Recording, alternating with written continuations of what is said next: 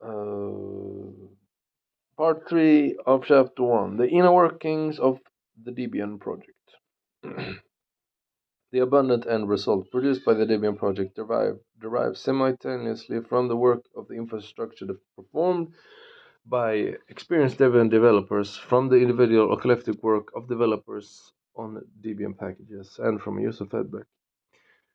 1.3.1 The Debian developers. The Debian developers have various responsibilities, and as official project members, they have great influence on the direction the project takes. A Debian developer is generally responsible for at least one package, but they can uh, join more teams.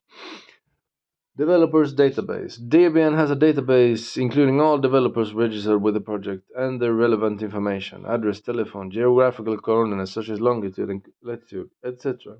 Some of the information, first and last name, country username within the project, IRC username, GNU PG key, etc., is public and available on the web. The geographical coordinates allow the creation of a map locating all of developers around the globe. Debian is truly an international project. Its developers can be found on all continents, although the majority are in Western countries. Package maintenance is relatively regimented activity, very well documented or even regulated. It must in effect comply with all the standards established by the Debian policy. Fortunately, there are many tools that facilitates the maintainers' work. The developers can thus focus on the specifics of the package and on more complex tasks, such as swatting bugs. Back to basics. Package maintenance, the developer's work. Maintaining a package entails first packaging a software. Specifically, this means to define the means of installation so that once installed, this software will operate and comply with the rules that the Debian project sets for itself. The results of this operation is saved in a .deb file. Effectively, installation of the program will then require nothing more than extraction of this compressed archive and execution of some pre-installed or post-installation scripts contained therein.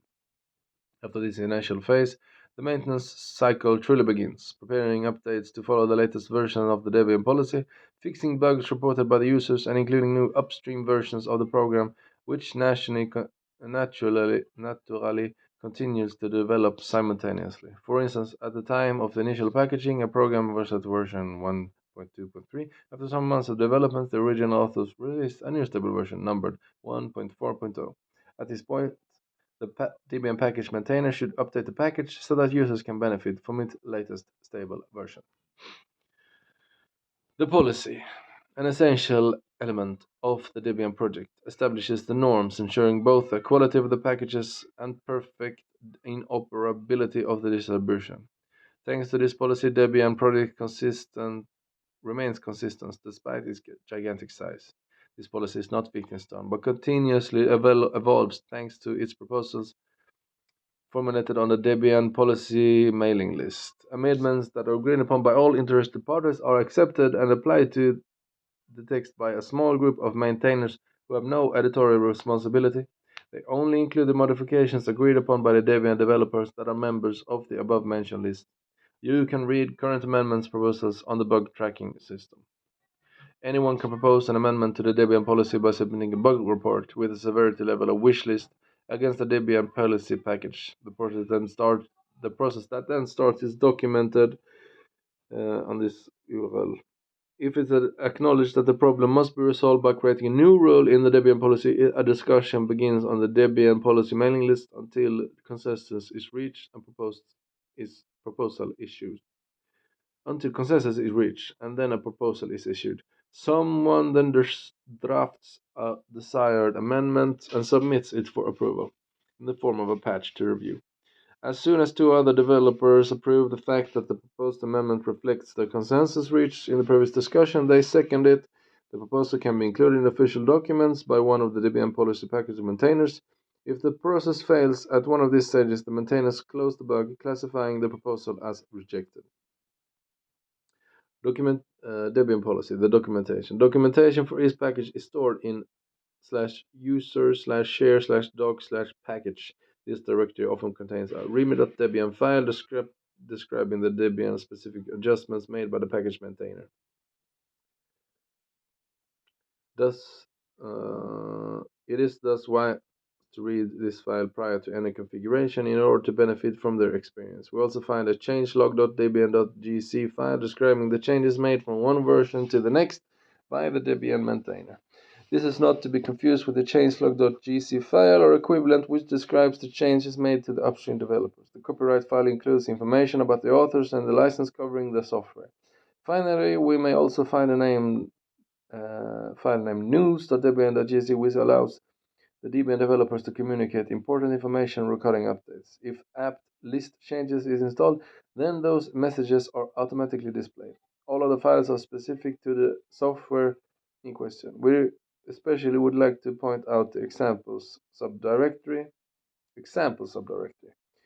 which frequently contains examples of configuration files.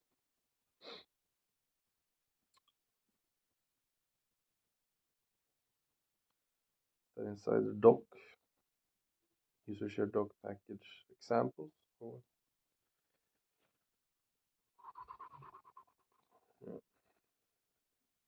The policy provides considerable coverage of the technical aspects of packaging.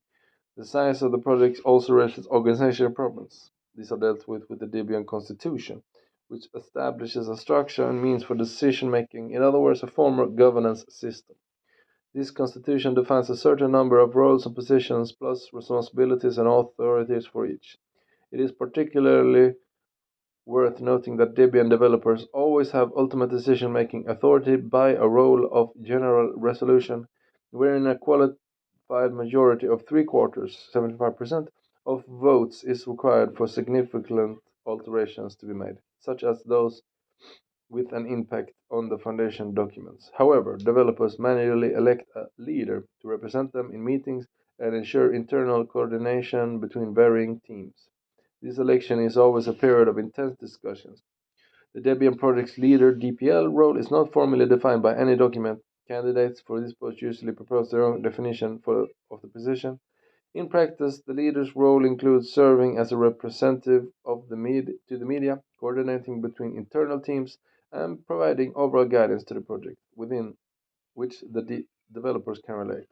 The views of the DPL are implicitly approved by the majority of project members. Specifically, the leader has real authority. They vote, resolve tie votes, they can make any decision which is not already under the authority of someone else, and can delegate part of their responsibilities. Since its inception, the project has been successively led by Ian Murdoch, Bruce Perez, Ian Jackson, Richard Ackerman, Ben Collins, Bedell Gabi, Martin Michaelmeyer, Brandon Robinson, Anthony Towns, Sam Hokava, Steve McIntyre, Stefano Saccaroli, Lucas Nussbaum, Neil McGowan, Mehdi Doggy, Chris Lamb, Sam Hartman, and Jonathan Carter. The Constitution also defines a technical committee. This committee's essential role is to decide on technical matters when the developers involved has not reached an agreement between themselves. Otherwise, this committee plays an advisory role for any developers who fails to make a decision for which they are responsible. It is important to note that they not only get involved when they are invited to do so by one of the parties in question. Finally, the Constitution defines the positions of project secretary, who is in charge of the organizations of vote related to the various elections and general resolutions. The general resolutions (GR) procedure is fully detailed in the Constitution, from the initial discussion period to the final counting of votes. The most essential, interesting aspect of that process is that when it comes to an actual vote, developers have to rank the different ballot options between them, and the winner is selected. The winner is selected with a Condorcet method, specifically the Schulze method. Okay. Culture, flame war, the discussion that catches fire. A flame war is an exceedingly impassioned debate which frequently ends up with people attacking each other once all reasonable arguments has been exhausted on both sides. Certainly, certain themes are more frequent subject to polemics than others. The choice of text editor. Do you prefer Vi or Emacs is an old favorite. The matters often provoke very rapid email exchanges due to the sheer number of people with an opinion on the matter. That is everyone. In parentheses, everyone. And the very personal nature of such questions. Nothing particularly usefully Nothing particularly useful generally comes from such discussions.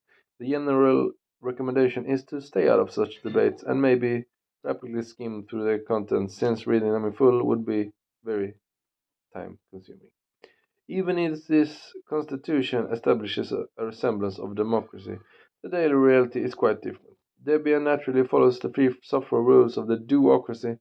The one who does gets to decide how to do them. A lot of time can be wasted debating the respective merits of various ways to approach a problem. The chosen solution will be the first one that is both functional and satisfying, which will come out of the time that a competent person put into it. This is the only way to earn one's stripes. Do something useful and show that one has worked well. Many Debian administrative teams operate by co-optation, preferring volunteers who have already effectively contributed and proved their competence. The public nature of the work of those teams makes it possible for new contributors to observe and start helping without any special privilege. This is why Debian is often described as a meritocracy culture. Meritocracy, the reign of knowledge. Meritocracy is a form of government in which authority is exercised by those with the greatest merit.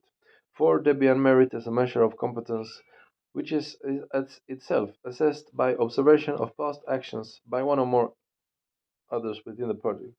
Stefan Zaccaroli, a former project leader, speaks of democracy, meaning power to those who get things done. Their simple existence proves a certain level of competence, their achievement generally being free software with available source code which can easily reviewed by peers to assess their quality. This effective operational method guarantees the quality of contributors in the key Debian teams. This method is by no means perfect, and occasionally there are those who do not accept this way of operating. The selection of developers accepted in the teams may appear a bit arbitrary or even unfair. Furthermore, not everybody has the same definition of the servers expected from these teams. For some, it is unacceptable to have to wait 8 days for inclusion of a new Debian package, while others will wait patiently for 3 weeks without a problem. As such, there are regular complaints from the disgruntled about the quality of servers from some team. Community integration of new maintainers. The team in charge of admitting new developers is the most regularly criticized. One must acknowledge that through the years the Debian project has become more and more demanding of the developers that will accept. Some people may see some injustice in that, but we must confess uh, that what were only little challenges at the beginning have become much greater in a community of over 1,000 people. When it comes to ensuring the quality and integrity of everything that Debian produces for its users. Furthermore, the acceptance procedure is concluded by review of the candidacy by a small team, the Debian account managers. These managers are thus particularly exposed to criticism, since they have a final say in the inclusion or rejection of a volunteer within the Debian developers community. In practice, sometimes they must delay the acceptance of a person until they have learned more about the operations of the project. One can, of course, contribute to the Debian before being accepted as an official developer by being sponsored by current developers. Uh, 1.3.2 The active role of users. One might wonder if it's relevant to mention the. Oh,